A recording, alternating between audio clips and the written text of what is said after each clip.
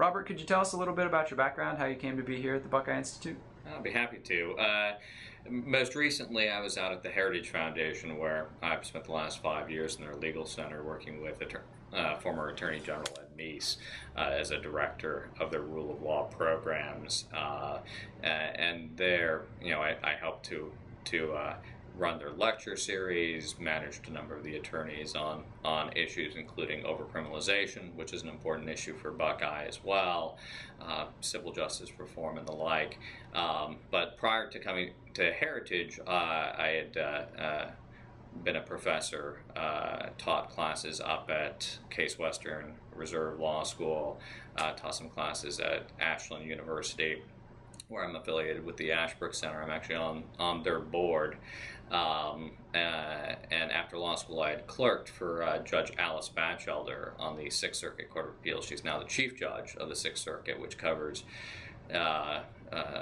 Michigan, Ohio, Tennessee, and Kentucky. And her chambers are up in Medina, Ohio. So I actually lived in Medina for a number of, after clerking, I liked it so much I ended up staying for a number of years. And so it's great to be back in Ohio. I love my time at Heritage, and I'm still a visiting fellow there.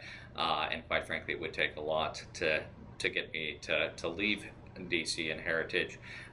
But quite frankly, I'm sure that a lot of the folks who come to your site recognize this, as does I think the whole nation at this point. Ohio is just so vitally important. And we know that every 4 years, but it's vitally important not just every 4 years politically, and in terms of the policy initiatives in the state.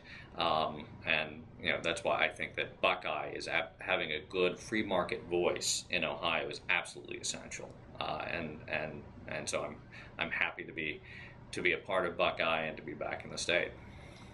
What do you see as one or two of the key issues that will be facing Ohio following the election, regardless of who wins in a few weeks the presidential race? What would you consider maybe a top priority for reforms that Ohio should be focusing on? Well, I think as you suggest, it's interesting. Whoever wins in November, both in the presidential as well as in races here, Ohio has a number of challenges, and we've made progress. But I think clearly everyone recognizes that the economy is the number one issue in the state, and addressing that. And certainly we've seen good progress, going from 9.2 to 7.2% unemployment. But Ohioans are still hurting. Real earnings are down for Ohioans. So we need to create the climate for job growth in the state, to be competitive for businesses. And right now, Ohioans are still taxed way too high, particularly if you look at the layers of taxation. So fundamental tax reform has got to be a key in order to make Ohio competitive going forward. We also are going to have to, sooner or later, address some of the big ticket items, the collective bargaining issues and right to work, the pension issues in this state. And so that's going to, again, whoever gets elected, that's an issue that it is keeping Ohio from being as competitive and as fiscally sound as it could be. So both of those are major issues. But I also see there's opportunities. Ohio had been, I think, a leader on education reform. And unfortunately, I believe we've fallen behind other states. And I think there's real opportunities here in the next year in Buckeye. I think you'll see we'll be at the forefront on some of those issues in terms of making Ohio a leader on those issues once again. What kind of a role specifically do you see Buckeye playing in some of those reforms and educating the public about the importance of the problems Ohio faces and the value of more free market reforms? Well, let me just begin with, just using an example.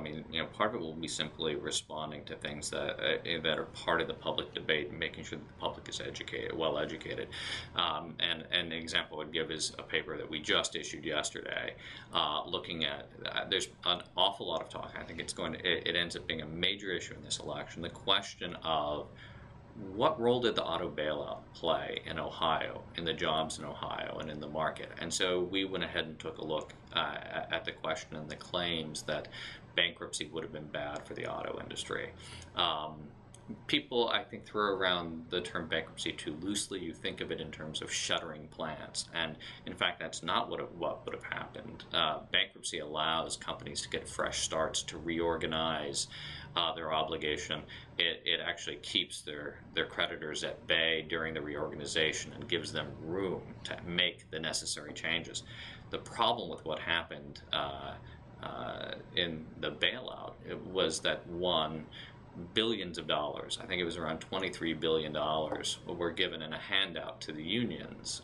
They finished that far ahead of how they would have in a restructuring. But some of the fundamental problems in the auto industry in terms of the labor contracts, which you have an average of I think $56 an hour is the prevailing wage. In a number of these plants, which puts them at a real competitive disadvantage to the other automakers. Those problems are still in place.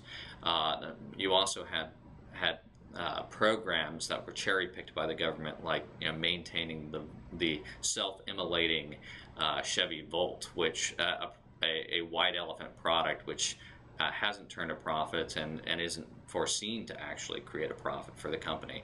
If they'd actually been able to go through a reorganization, not bankruptcy in terms of shuttering the doors, but a reorganization, I think you'd see a stronger GM, a stronger Chrysler, a stronger auto industry, rather than right now. I mean, there's been speculation as to whether or not the government will ever see an adequate return on that investment, and whether that's really going to translate into serious new jobs in Ohio and in the other Midwestern states.